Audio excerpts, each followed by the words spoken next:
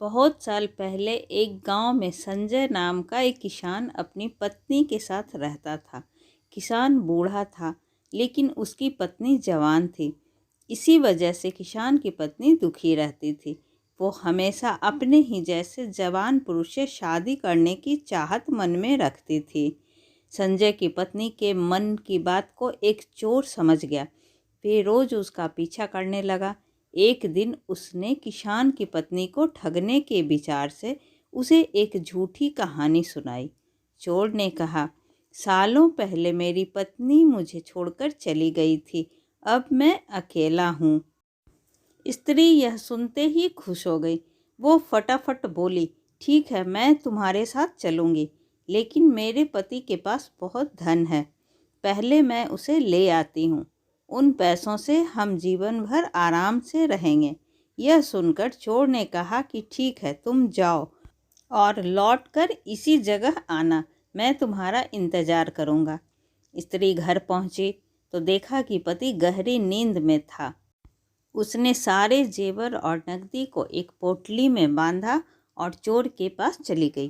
किसान की पत्नी को आते देखकर चोर ने मन में सोचा, अब मैं बहुत जल्दी धनवान बनने वाला हूँ। बस अब इस महिला से पीछा छुड़ाने की तरकीब निकालनी होगी। तभी किसान की पत्नी चोर के पास पहुँची। उसके पहुँचते ही दोनों दूसरे शहर की ओर निकल गए। कुछ दूर चलने के बाद रास्ते में एक नदी मिली। नदी को देखते ही चोर को एक तरकीब सूझी। वह महिला से बोला, देखो नदी गहरी है, इसे मैं तुम्हें पार करवाऊंगा, लेकिन पहले मैं यह पोटली नदी के उस पार रखूंगा, फिर तुम्हें साथ ले जाऊंगा। स्त्री को चोर पर पूरा विश्वास था। उसने कहा, हाँ, ऐसा करना ठीक रहेगा। फिर चोर ने कहा, देखो तुमने भारी जेवर पहने हैं, ये जेवर भी तुम मुझे दे दो, ताकि तुम्हें नदी पार करने में कोई बाधा ना हो।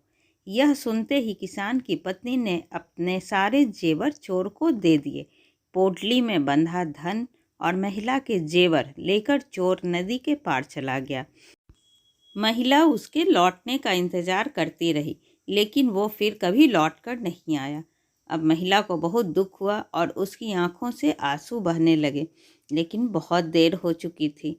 उसका सारा पैसा और जेवर लेकर चोर जा चुका था। इस कहानी से हमें यह सीख मिलती है कि धोखेबाजी का फल हमेशा बुरा ही होता है। व्यक्ति जैसा बोता है वैसा ही काटता है। इसलिए कहा जाता है कि हमेशा हर रिश्ते में ईमानदारी दिखानी चाहिए। ऐसी ही अच्छी और ज्ञानवर्धक कहानी सुनने के लिए प्लीज़ आप मेरे चैनल को सब्सक्राइब ज़रूर करें। तब तक के लिए बाय बाय।